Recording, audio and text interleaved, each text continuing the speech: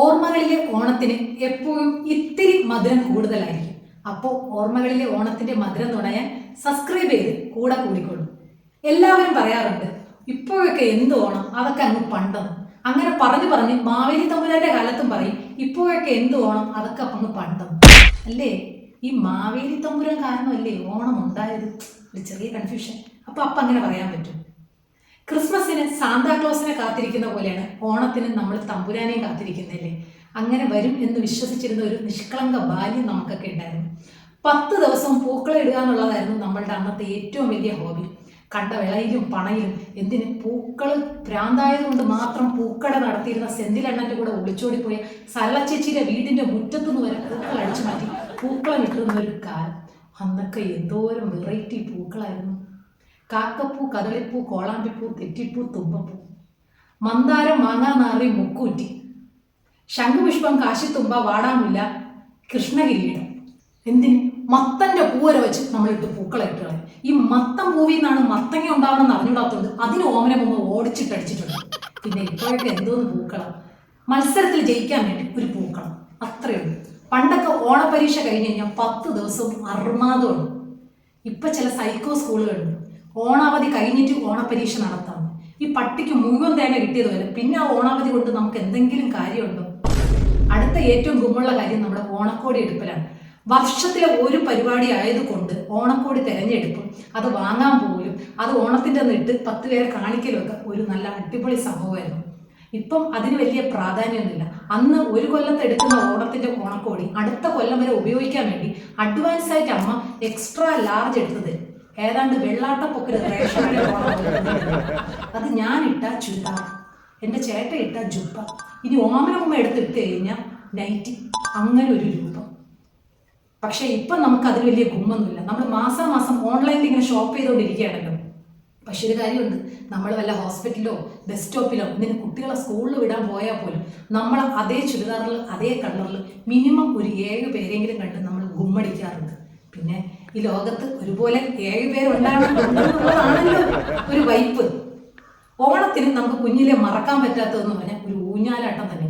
ഊഞ്ഞാലൊക്കെ വലിയ മരത്തിൽ ഊഞ്ഞാലൊക്കെ കെട്ടി, അത് പലതരം ആട്ടമാണ്. ഇങ്ങനെ നമ്മളെ തള്ളിക്കൊണ്ട് പോയിട്ട് അടിയിൽ കൂടെ കുനിഞ്ഞു പോയി കുടം വിടലെന്ന് പറഞ്ഞൊരു പരിപാടിയുണ്ട്.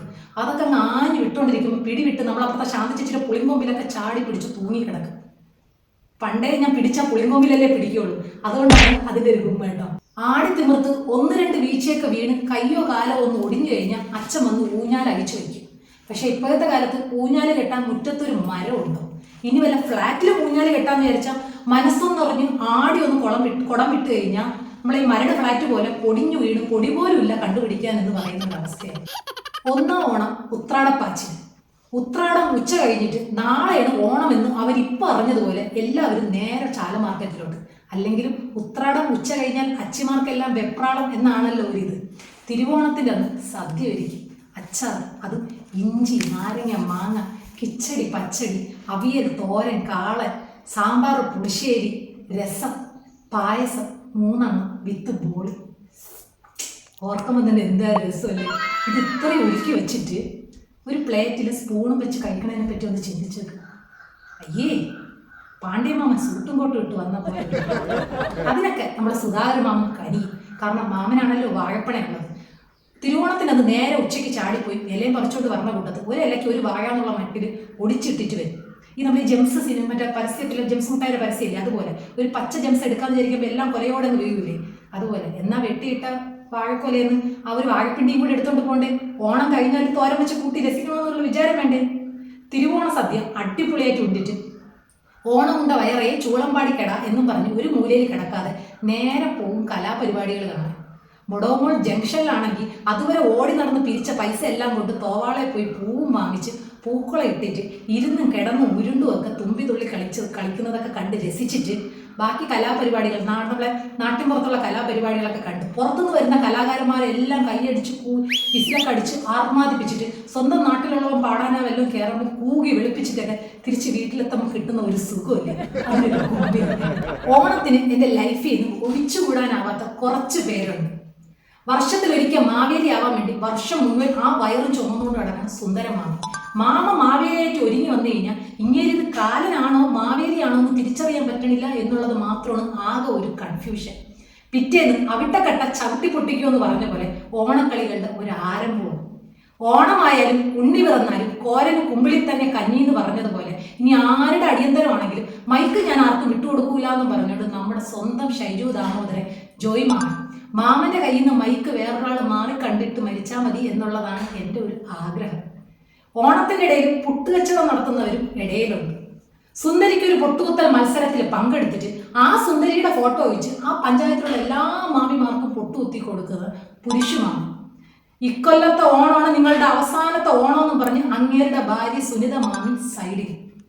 കഴിഞ്ഞ വർഷം ആരംഭിച്ച സൈക്കിൾ റൈസിംഗ് സ്ലോ റൈസിംഗ് മത്സരത്തിൽ കഴിഞ്ഞ കൊല്ലം തുടങ്ങി വെച്ചത് ഇക്കൊല്ലം കൊണ്ട് മുട്ടിച്ചിട്ട് സമ്മാനമായ സോപ്പ് പൊട്ടി എനിക്ക് തന്നെ വേണമെന്നും പറഞ്ഞുകൊണ്ട് കൊച്ചു പിള്ളേരെ പോലെ വാശി പിടിച്ച് കളിക്കണം ചന്ദ്രമാമൻ. ഉറിയടി മത്സരത്തിൽ ഉറി ഒഴിച്ച് ബാക്കി എല്ലാം തല്ലി പൊട്ടിക്കണം രാധമ്മ. ഓണത്തിന് മുണ്ടാണ് കൊടുത്തേന്നുള്ള ഒരു ഓർമ്മയില്ലാതെ പാൻ്റാണെന്ന് വിചാരിച്ച് എളിയിൽ പൈൻറ്റും തിരികി വടംവലി മത്സരത്തിന് റെഫറി ആവാൻ പോയി വടംവലി മത്സരം ഫുള്ള് നാറ്റിച്ച് അനിമാമ. പണ്ടെങ്ങോ ഭാഗം വെച്ചപ്പോൾ പറമ്പിലെ ചക്ക വെട്ടിയിട്ടാണ് തനിക്ക് തന്നതെന്നും പറഞ്ഞുകൊണ്ട് 8 വർഷമായിട്ട് കുടുംബ വഴക്ക് നടത്തുന്ന വാസു അമ്മനും തങ്കോണി അമ്മയും കൂടെ വഴക്ക് തീർക്കാൻ വേണ്ടി തലേണയടി മത്സരത്തിൽ കയറി. ഹെലികോപ്റ്റർ പോലെ പറന്നടിച്ച വാസു അമ്മയും അൽഫാം കോയ പോലെ ആ മുളയിൽ കറങ്ങി ചുറ്റിക്കിടന്നു.